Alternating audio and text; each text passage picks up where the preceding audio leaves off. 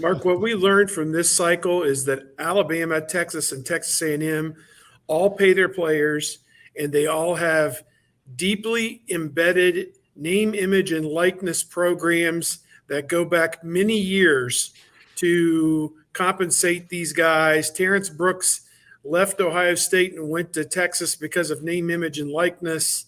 And, could something be afoot? I don't know. Is Ohio State being caught flat-footed on this? I don't know. I don't know what the real truth is.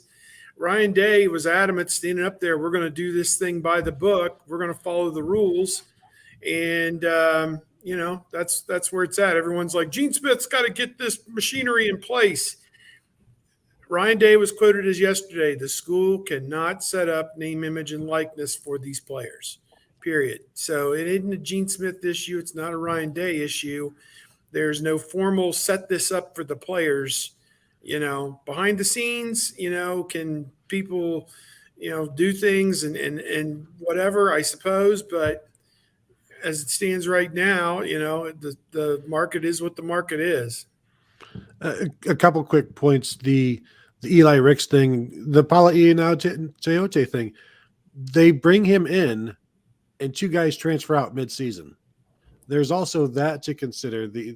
And I know that was one of the rumors about the disruptions, but Ohio State watched that happen this year. They also had two corners in Seven Banks and Cameron Brown where they didn't know week to week who was going to play, who would be able to play, who would be healthy. And do they want to bring in a third corner who has that same situation where you don't know if he's going to be able to play? And that can be a frustrating thing.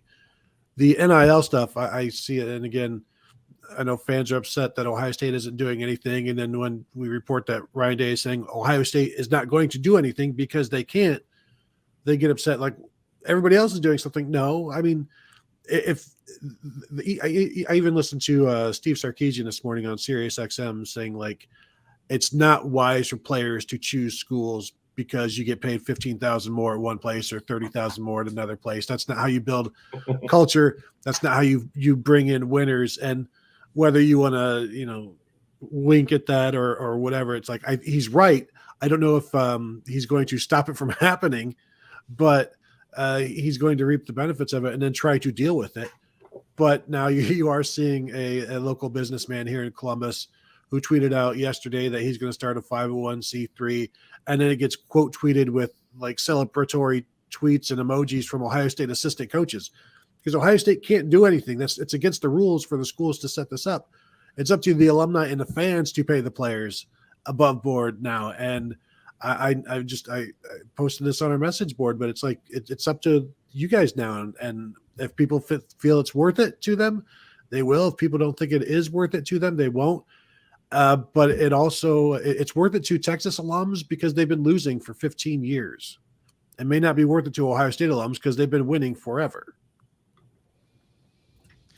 I also think that the name Eli Ricks has been out there for so long because he was playing with the transfer portal at this point last year or much prior to the season. And I'm guessing that most people that have commented about him on Twitter don't know a whole lot about him in regards to have not watched him play, don't know a whole lot about his injury history, that he's been on the field about half the time, if that. I'm not taking away from the man's talent. Of course he can play. Of course he's a talent. But I would tend to lean back on, obviously, the Ohio State football operation is not perfect. They do not make every decision correctly, but they're hauling in top 5 classes. They're definitely in the business of acquiring quality players. So if they, for whatever reason, decided that this wasn't a good fit, because as you guys all outlined, these decisions aren't made in a vacuum. It's not just acquiring, stacking as much talent as possible. You impact other individuals, and there are things to be taken into consideration, no doubt.